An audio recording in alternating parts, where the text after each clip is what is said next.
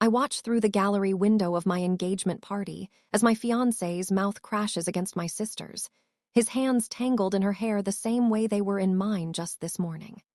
200 guests turn to stare, but I only see them, Daniel and Jade, frozen like guilty children costing cookies, except they've stolen my entire future. That was 6 months ago. 6 months of sleeping pills and therapy sessions and well-meaning friends telling me I'd find love again. I don't want love again. Love is a lie people tell themselves before the inevitable betrayal. But I do want something, someone, who will never leave me. Someone whose loyalty isn't a choice but a biological imperative. Which is why I'm sitting in Dr. Myra Chen's sterile office at the Riverside Fertility Clinic, signing consent forms for intrauterine insemination. I've chosen donor 7824, a medical student with high IQ scores and no family history of genetic diseases. No name, no face, no emotional complications. Just the child I've wanted since I was 12 years old, playing house with my dolls while Jade threw them in the pool. All set, Elena, Dr. Chen says, her smile tight. We'll call you in about 2 weeks for the pregnancy test. I leave the clinic feeling lighter than I have in months. This is my fresh start, my do-over. In 9 months, I'll hold my baby in my arms and nothing, no one, will ever hurt me like Daniel did again. The call comes 11 days later while I'm cataloging a new shipment of contemporary sculptures at the gallery. Well, at my former gallery. I quit 3 months ago because Daniel's family owns it, and I couldn't bear another day of their pitying glances. Ms. Cross, Dr. Chen's voice trembles. I need you to come to the clinic immediately. There, been a situation. My hands go cold. Is something wrong with the pregnancy? Please just come, now. I'm in my car before she finishes speaking, breaking every speed limit on the way. The clinic's parking lot is nearly empty at 8 p.m., just Dr. Chen's white Tesla and a black SUV that probably costs more than my yearly salary. The building's glass doors are locked, but Dr. Chen appears immediately to let me in, her usually immaculate appearance disheveled, mascara smudged. What happened? I demand. Did the insemination fail? Am I not pregnant? You're pregnant, she wrings her hands. But there was an error, a catastrophic error. The world tilts. What kind of error? The sample used for your insemination wasn't from donor 7824. Her voice drops to a whisper. It was from a private collection, a sample that should never have been in our general inventory. I don't understand. Whose? Mine. The voice comes from behind me, deep and resonant, carrying an authority that makes my spine straighten involuntarily. I turn to find a man standing in the hallway shadows, and my first thought is that he doesn't belong in this world. He's too big, too intense, too there. He stands at least 6'4", with dark hair that curls slightly at his collar and eyes that gleam gold in the fluorescent lighting. He's wearing a black suit that probably costs more than my car, but there's something wild underneath the civilized veneer, something that makes my instincts scream danger. Who are you? I manage. Kade Ashford. He steps into the light, and I notice his eyes aren't just gold, they're actually glowing. And you're carrying my child. I laugh, a hysterical sound that bounces off the clinic walls. That's impossible. Dr. Chen, tell him that's impossible. I wish I could. She looks like she might cry. Mr. Ashford's sample was part of a medical study we conducted 4 years ago on genetic markers for rare diseases.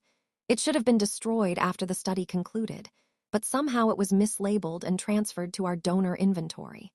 When the technician prepared your insemination, she pulled his sample instead of 7824. Then we fix it. I'm backing toward the door. We terminate and start over with the right donor. You can't. Kade's voice is flat. You're already bonded to the child. The process began the moment of conception. Bonded? What are you talking about? Dr. Chen, what is he talking about? The doctor won't meet my eyes. Mr. Ashford has certain genetic anomalies that affect fetal development. The pregnancy is progressing much faster than normal. You're already showing markers consistent with 8 weeks gestation, even though it's only been 11 days. The room spins.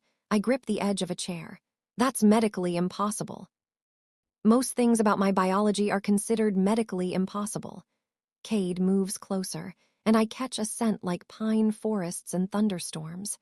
Which is why my sample should never have been accessible to the public. Dr. Chen, if you could give us privacy. No, I grab the doctor's arm. Whatever you need to say, you can say in front of her. Kade's jaw tightens, but he nods. Fine, I'll be blunt. I'm not entirely human, Elena. My DNA contains genetic markers from an ancient bloodline that most of your species has forgotten. You might call us werewolves, though that's a crude translation. The proper term is the Shadow Peak Pack, and I'm their alpha. I stare at him, then at Dr. Chen, waiting for her to call security to tell me this man is insane. Instead, she nods miserably. It's true, she whispers, all of it. You're insane, both of you. I yank open the clinic door.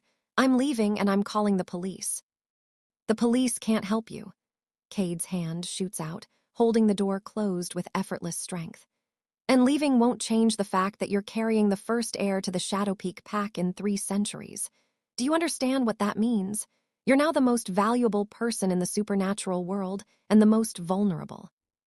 Let go of the door. Something flickers across his face, respect maybe, and he releases it. I'm not your enemy, Elena, but I am the only thing standing between you and people who would kill you to get to that child. Come to my estate. Let me explain. If you still want to leave after that, I won't stop you. Why should I trust you? Because you don't have a choice. His golden eyes bore into mine. Your scent changed the moment you conceived. Every supernatural within 100 miles can smell my bloodline on you. You have maybe 48 hours before someone decides to test whether you're protected. I want to run. Every survival instinct I have screams at me to run.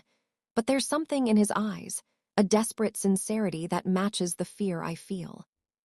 1 hour, I say. You get 1 hour to explain and then I'm gone. His estate is a fortress. We drive for 30 minutes outside the city, through gates that require fingerprint and retinal scans, up a winding driveway flanked by ancient oak trees. The house itself is more mansion than home, all stone and dark wood, and windows that gleam like watchful eyes. Inside, the decor is surprisingly warm. Leather furniture, a fireplace large enough to stand in, bookshelves crammed with volumes in languages I don't recognize. Kade gestures to a chair, but I remain standing. Talk, I say. He pours 2 glasses of water from a crystal decanter, setting one in front of me. 300 years ago, I made an enemy, a witch named Morgantha who believed I'd killed her son in territorial combat. He died in an accident, but she wouldn't hear reason. She cursed me. Every generation, my ability to shift deteriorates. I can feel my wolf dying, Elena. In another decade, maybe 2, I'll be fully human, vulnerable. And when an alpha shows weakness, rivals circle like sharks. What does this have to do with me? The curse has a loophole. If I produce an heir who survives to adulthood, the curse breaks. But I haven't been able to conceive in 200 years. Every partner, every attempt, failure. I stored samples at research facilities hoping science might succeed where nature failed. Obviously, that was a mistake. I sink into the chair despite myself. So you're saying this pregnancy is some kind of miracle? For me, yes. For you, it's a catastrophe you didn't choose. He sits across from me, and for the first time, I see exhaustion in his face. I'm offering you a deal. Marry me. It doesn't have to be real, just a contract, legal protection. You'll live here under guard until the baby is born. After that, you're free to leave with whatever resources you need. I'll pay you $10 million and you'll retain full custody. I just need the child to survive. 10 million, I choke. You can't be serious. I'm dead serious. I'm also running out of time. There's another alpha named Silas Crane who's been waiting for me to show weakness. The moment he learns about this pregnancy, he'll come for you. Not to help, but to ensure you and the child die so he can absorb my pack. This is insane. This entire conversation is insane. I stand, packing. Werewolves aren't real. Curses aren't real. You're clearly delusional and I need to leave before. The window explodes inward. Glass rains down as a massive shape crashes through, landing in a crouch on the Persian rug. It's a wolf, but wrong, too large, easily 400 pounds, with silver-gray fur and eyes that burn with human intelligence. It snarls, and I see its teeth are stained red. Kade moves faster than physics should allow, putting himself between me and the creature. Get behind me, now. I'm too terrified to do anything else. The wolf lunges, and Kade meets it midair, and then he's changing, bones cracking and reforming, clothes tearing as he grows, shifts, becomes something out of nightmares and ancient legends. His wolf form is massive, black as midnight with those same golden eyes. They collide with a sound like thunder. I scramble backward as they tear into each other, blood spattering across expensive furniture. The gray wolf is fast, but Kade is stronger, catching it by the throat and slamming it against the stone fireplace. The creature yelps, shifts back into a naked man with a gash across his chest, and holds up his hands in surrender. Mercy, Alpha. I was sent to test her defenses, nothing more. Kade's wolf growls, a sound that vibrates in my chest. Then he's shifting back, standing over the intruder in shredded clothes, breathing hard. Who sent you? Crane. He knows about the pregnancy. He's offering 50,000 to anyone who brings him proof the human is unprotected. The man's eyes dart to me. Please, I have a family. Get out. Kade's voice is quiet, deadly. Tell Crane that Elena Cross is under my protection. Tell him the next person who comes through that window won't leave with their life. The man shifts and flees through the broken window, disappearing into the night. I slide down the wall, shaking. Oh my God, that was real, you're real. Kade approaches slowly, hands raised like I'm a spooked animal. I'm sorry you had to see that. Are you hurt? Hurt? I just watched two men turn into wolves and try to kill each other in your living room. Hysterical laughter bubbles up. And I'm pregnant with a werewolf baby. And apparently there's a bounty on my head. So no, I'm fine. Everything is absolutely fine. He kneels in front of me, and up close I can see the concern in those impossible eyes. Elena, breathe. You're safe here. I'll never be safe again, will I? His silence is answer enough. I stay, not because I trust him, but because I'm not stupid enough to think I can survive on my own. Kade sets me up in a guest room that's larger than my entire apartment, with a bathroom that has heated floors and a tub big enough to swim in. He stations guards outside my door, a woman named Vera with kind eyes, and another man called Thomas who never smiles. I don't sleep. How could I? Every sound makes me jump, expecting another wolf to crash through the window. Around 3 a.m., I give up and wander downstairs, following the smell of coffee. Kade is in the kitchen, surprisingly domestic in jeans and a t-shirt, reading something on a tablet. He looks up when I enter. Couldn't sleep. Could you, if you just learned monsters are real? Fair point. He pours me a cup of coffee, then pauses. Actually, can you have caffeine? I don't know the rules for pregnancy. The mundane question in the middle of this surreal nightmare makes me laugh. Limited amounts are fine. And yes, before you ask, I already looked it up. Apparently werewolf pregnancies follow most of the same rules as human ones, just accelerated. I had Dr. Chen send over all her research files. He slides the tablet toward me. You should read them. Knowledge is armor. I take the tablet, scanning pages of genetic charts and ultrasound projections. According to this, I'll be showing within 2 weeks. Full term in 4 months instead of 9. This is impossible. And yet, he gestures at my stomach. I put a protective hand over it without thinking. I don't even know if I want this. I wanted a baby, yes, but not like this. Not as part of some supernatural power struggle. I know, his voice is soft. If I could go back and ensure that sample was destroyed, I would. But we're here now, and I'm asking you to trust me, just until the baby is born. 4 months. Then you're free. What if I say no? What if I terminate and walk away? Pain flashes across his face, quickly hidden. Then Silas wins, my pack falls, and eventually he comes after you anyway because you'll always be the woman who carried my child, even if it wasn't born. At least this way, you're protected. So I'm a prisoner. You're a guest with armed guards. He meets my eyes. I won't pretend this is fair, it's not, but I'm trying to make it bearable. I should hate him. This is his fault, his curse, his world that's turned mine upside down. But looking at him now, exhausted and desperate, I see someone as trapped as I am. Fine, I say. 4 months. But I want that contract in writing, signed by lawyers. And I want regular ultrasounds, medical care, everything. If this baby is coming, it's coming healthy. Relief floods his features. Done, anything you need. And I want answers. About your world, about what I'm dealing with, about everything.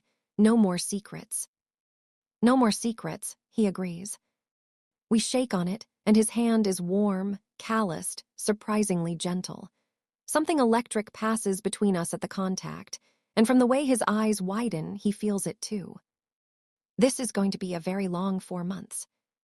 The contract arrives the next day, delivered by lawyers in expensive suits who don't blink at the supernatural guards.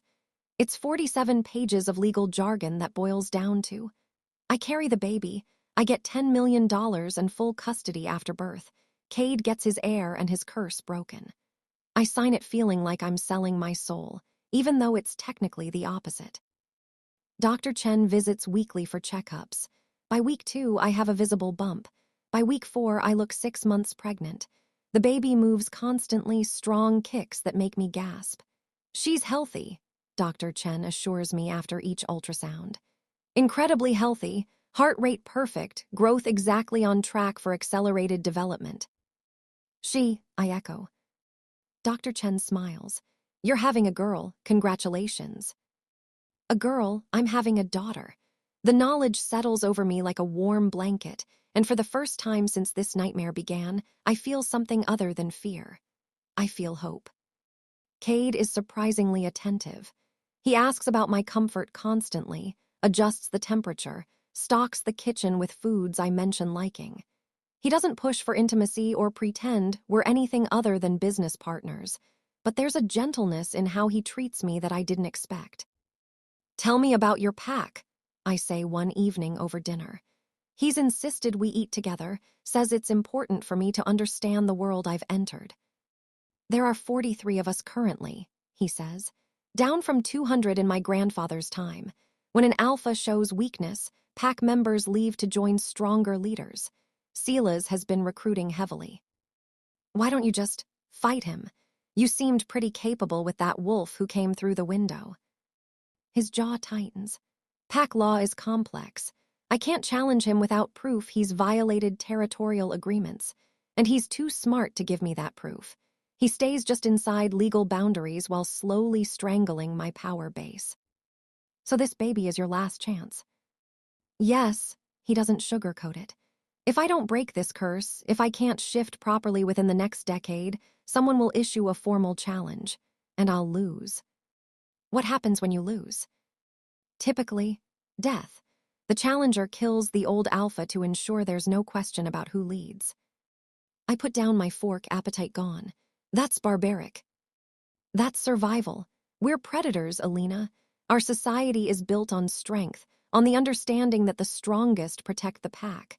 When you can't do that anymore, you step aside, or you're forced aside. And what about the pack members who don't want to fight, who just want to live their lives? Something in his expression softens. Those are the ones I'm trying to protect. Not everyone in my pack is a warrior. There are teachers, artists, children. If Silas takes over, they'll be absorbed or exiled. He doesn't value anything except power. I see it then, the weight he carries. He's not just fighting for himself. He's fighting for everyone who depends on him. Tell me something about you that has nothing to do with being an alpha, I say impulsively. Something real. He looks surprised, then thoughtful. I collect first editions, rare books, started about 100 years ago when I realized how quickly knowledge disappears. I have a whole library upstairs, volumes you can't find anywhere else. Can I see it? He leads me up a spiraling staircase to a room I hadn't known existed, a circular library with floor-to-ceiling shelves, a rolling ladder, and the smell of old paper and leather. I breathe in deeply, feeling more at home than I have since arriving. This is incredible, I whisper, running my fingers along spines in Latin, Greek, languages I don't recognize. You've got a Gutenberg Bible, a first folio Shakespeare. Kade, these are worth millions. They're worth more than that. They're human history preserved. He pulls down a volume carefully. This one's my favorite. Poetry from the Tang Dynasty, handwritten by monks. Only 3 copies exist. I watch him handle it with such reverence, and I realize he's not the monster I expected. He's just a man who's lived too long, carrying too much. What about you? He asks. Tell me something real about Elena Cross. I wanted to be an artist, I admit. Before I got practical and went into art curation, I used to paint. Abstracts mostly, nothing good, but it made me happy. Why did you stop? Daniel said it was a waste of time, that I should focus on my career. I laugh bitterly. I listened to him about everything, what to wear, what to eat, who to be friends with, and the whole time he was sleeping with my sister. He's an idiot, Kade's voice is fierce, and so is she. Yeah, well, at least I got something good out of this mess. I touch my stomach. I mean, not the werewolf political drama part, but her. I wanted a child so badly, even before Daniel left, maybe especially after, something that was just mine. She'll be remarkable, Kade says quietly. She already is. Our eyes meet, and there's a moment, just a moment, where I forget this is a business arrangement, where I see the man, not the alpha, where I feel that electric pull again, stronger than before. Then my daughter kicks hard, breaking the spell, and we both laugh. She's got strong opinions, I say. She's my daughter, of course she does. She's our daughter, I think but don't say, because that's a complication neither of us needs. The piece lasts 5 weeks. I'm sitting in the garden, sketching. Kade bought me art supplies without being asked, when Vera approaches with unusual urgency. Ms. Cross, we need to get you inside. Now. What's wrong? Perimeter breach, multiple contacts. She's hauling me to my feet when the first wolf explodes from the tree line. Then another. Then 6 more. They circle the garden with military precision, cutting off escape routes. Stay behind me, Vera commands, shifting. Her wolf form is smaller than Kade's, reddish-brown, but clearly built for speed. Thomas shifts too, taking a position on my other side. The largest of the attacking wolves shifts into a man, mid-40s, silver-haired, with cold blue eyes. Sela's crane, I realize with dread. The famous Elena Cross, you're shorter than I expected. And you're exactly as charming as advertised. My voice shakes, but I force it steady. What do you want? What I want is for Kade Ashford to be removed from power before he destroys the entire supernatural community through weakness. Sela steps closer, and my guards growl. But what I'll accept is proof that his miracle heir doesn't exist. You and that whelp die today. Like hell, Vera lunges and chaos erupts. The garden becomes a war zone, teeth and claws and blood on manicured grass. I'm yanked backward by Thomas, who's taken a vicious bite to his shoulder but keeps moving, dragging me toward the house. We almost make it when Sela's appears in front of us, shifting mid-stride. Really thought it would be harder, he says, reaching for me. Then Kade hits him like a freight train. They crash into the fountain, stone exploding under the impact. Kade's wolf is terrifying in his rage, all teeth and fury, and I realize this is what he's been holding back. This is an alpha with nothing left to lose. Get her inside, he roars at Thomas, not taking his eyes off Sela's. Thomas doesn't argue. We're at the door when I hear Sela's laugh. You're slower than last month, Ashford. How long before you can't shift at all? How long before that curse finally kills you? I look back and see it, Kade stumbling, his form flickering between wolf and man. The curse, choosing the worst possible moment. No, I whisper. Sela sees the weakness and strikes, jaws closing around Kade's throat. Kade howls in pain, and something inside me snaps. This man has given me protection, gentleness, safety. He's trying to save his pack, his people. And he's dying because of a curse he didn't deserve, protecting a child he didn't plan. I grab the nearest weapon, a stone statue of some Greek god. and smash it over Silas's head with everything I have. He yelps, releasing Kade, turning on me with murder in his eyes. You stupid human. Kade's jaws close around his spine. There's a sickening crack, and Silas drops, shifting back to human form, paralyzed from the waist down. You broke pack law, Kade says, standing over him in human form, blood pouring from his neck. You attacked under terms of treaty. You targeted a marked female and her unborn child. By our laws, your life is forfeit. You can't. Silas's eyes are wide with fear now. Council will never approve. They'll approve when they see the video. Kade gestures, and I notice cameras positioned around the garden. Every security feed captured this. You're done, Silas. He shifts one final time, and it's over quickly. The cleanup takes hours. Pack members I haven't met arrive to remove bodies, repair damage, give statements. Dr. Chen comes to check me over, pronouncing both me and the baby miraculously unharmed. Your daughter's heartbeat is strong, she says. She's a fighter. Like her father, I murmur, watching Kade across the room as another pack member stitches his neck wound. When everyone finally leaves and we're alone, Kade finds me in the library. Thank you, he says quietly. For the statue, you saved my life. You were saving mine first. Seemed fair. I try to smile, but I'm shaking with delayed shock. Is it always like this? No, today was extraordinary, even for us. He sits beside me, and I notice his hands are shaking too. Sila's crossed a line he can't uncross. The council will disband his pack, distribute his members among other alphas. It's over. Until the next challenge. Until the next challenge, he agrees. But we bought time. 4 more weeks until your full term. 4 weeks until this curse breaks and I can shift properly again. And then what? I leave with our daughter and you go back to your world. He looks at me, really looks at me, and I see something in his eyes that makes my heart race. Is that what you want? I don't know what I want anymore. It's the truth.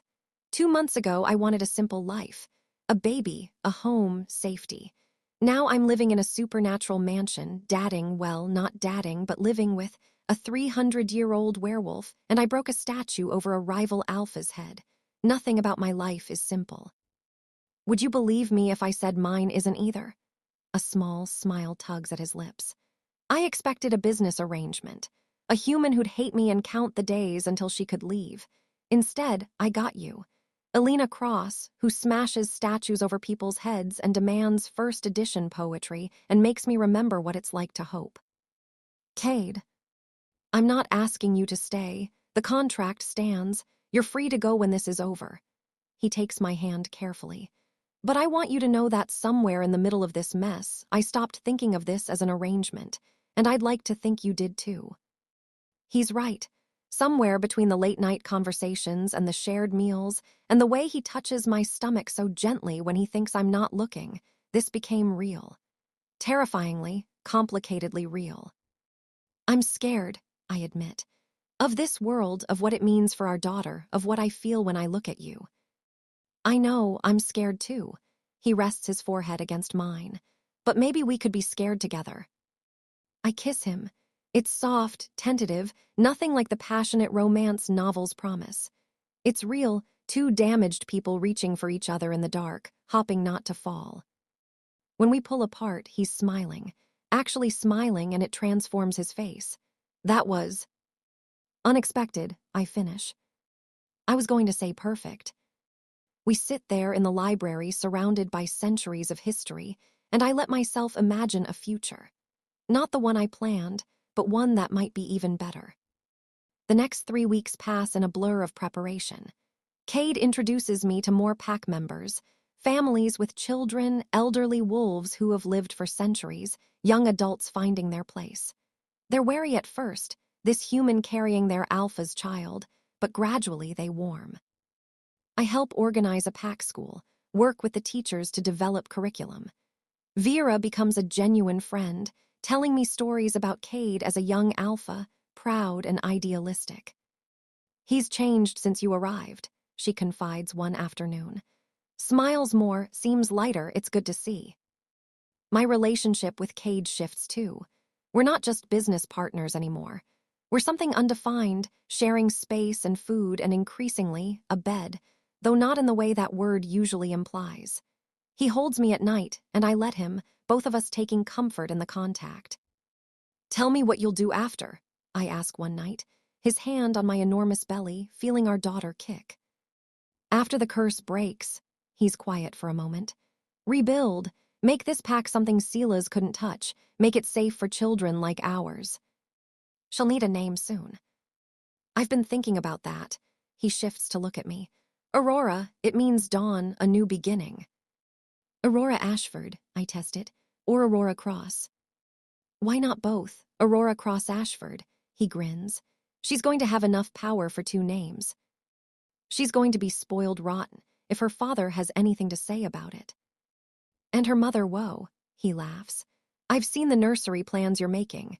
That child will have 17 different stuffed wolves." 18, I correct. I ordered another one yesterday. We fall asleep like that, his hand on my stomach, my fingers threaded through his, and I think maybe, just maybe, this could work.